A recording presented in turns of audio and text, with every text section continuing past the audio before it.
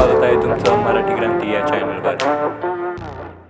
मराठा आरक्षणाचं काम कुठपर्यंत आलंय याची माहिती 17 तारखेपर्यंत द्या, नाहीतर मग आंदोलन करू असा इशारा जरांगे पाटलांनी दिलाय। तर जानेवारीमध्ये आरक्षणासाठी कायदा करू असा दावा बच्चू कडूंनी केलाय। बघूया ते काय म्हणाले। तुम्ही आत्तापर्यंत काय कारवाई केली 17च्या आत आम्हाला कळवा। आम्ही 17 तारखेला आंदोलन डिसिजन फायनल केला, तुमचा आमचा विषय संपला।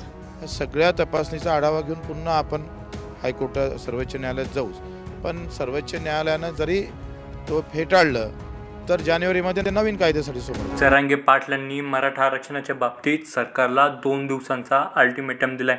17 तारखेपर्यंत आरक्षण कुठवर आलं याची माहिती द्या, अन्यथा 17 तारखेला होणाऱ्या मराठा समाजाच्या बैठकीत आंदोलनाची पुढची दिशा ठरवू असे जरांगे म्हणाले। यावर भुजबळांनी काय प्रतिक्रिया दिली ते आपण बघूयात। आपलं जे ठरलं होतं त्याप्रमाणे तुम्ही आत्तापर्यंत काय कारवाई केली 17च्या आत आम्हाला कळवा, नसता 17च्या नंतर पुढच्या आंदोलनाची डिसिजन आम्ही 17च्या बैठकीत ठरवणार हे तुम्हाला आमची विनंती आहे। कारण तुम्ही त्यातलं एक जणही आत्तापर्यंत आमच्या संपर्कात आलेला नाहीत, त्यामुळं तुम्ही मराठ्यांची फसवणूक करताय की काय असं आम्हाला आलेल्या मंत्र्यांबद्दल वाटायला लागले। कारण एकाही मंत्र्याचं त्यानंतर या विषयात काहीही हस्तक्षेप किंवा काही विचारणा एकमेकाशी झालेली नाही। वेळेवर येऊन तुम्ही जर पुन्हा काही मागं पुढं करायचा प्रयत्न करताल तर तुम्हाला तुमचा शब्द इथून पुढं आमच्याकडून आता पाळला जाणार नाही, याच्यावर सुद्धा सरकारनं लक्ष घ्या। आणि एकदा जर आम्ही 17 तारखेला आंदोलन डिसिजन फायनल केला, तुमचा आमचा विषय संपला। ब्लॅकमेलिंग आणि वेठीस धरायचं काम, पण आता सरकारनं 3 न्यायमूर्ती बसवलेले आहेत त्याच्यावर चर्चा करायला। जरा वेळ द्या, जी काही प्रक्रिया पूर्ण करायची ते करतील। नाही एवढ्या तारखेतच झालं पाहिजे, तेवढ्या तारखेतच झालं पाहिजे। वा, एकदा आंदोलन चालू झालं तर आम्ही सरकारचं ऐकणार नाही अशी टोकाची भूमिका जरांगे पाटलांनी घेतली आहे। उपोषण सोडवण्यासाठी मंत्री उदय सामंत, बच्चू कडू, धनंजय मुंडे, संदीपान भुमरे हे आले होते। त्यांच्याशी काय ठरलं हे तेव्हा जरांगे पाटलांनी लिखित स्वरूपात घेतलं होतं आणि तो कागदही सार्वजनिक करण्याच्या तयारीत ते आहेत। तुम्ही काय केलंय आत्तापर्यंत किंवा आपलं जे ठरलंय या पद्धतीनं आरक्षण मराठ्यांना द्यायचं, ती कागद बच्चू भाऊंकडे आणि सगळ्या मंत्र्यांकडे पण आहे। 17 तारखेपर्यंत तुम्ही जर आम्हाला सरकारनं नाही सांगितलं की आपलं जे ठरलं होतं लिखित त्याप्रमाणे करणार आहात नाही, तर ते व्हिडिओ ती फोटो आम्ही मीडियाच्या बांधवांना 17 तारखेला देणार आहेत। नाही त्याच्यामध्ये एकतर मला वाटतं एका सरसगट आरक्षण मराठ्यांना दिलं पाहिजे।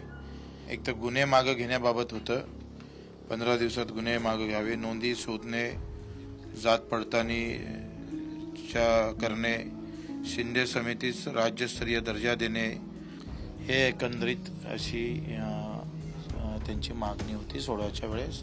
ज्या मराठ्यांच्या नोंदी सापडणार नाही त्यांच्यासाठी जानेवारीत कायदा करू, त्यांना पण आरक्षण देणार असा दावा बच्चू कडू यांनी केला आहे। आपलं जे पिटिशन दाखल झालं त्याच्यात काय निर्णय होईल आणि निर्णय जर बाजूचा झाला नाही तर नवीन कायद्यासमोर जावं लागेल। याला जो वेळ लागेल तो वेळ लक्षात घेतला पाहिजे।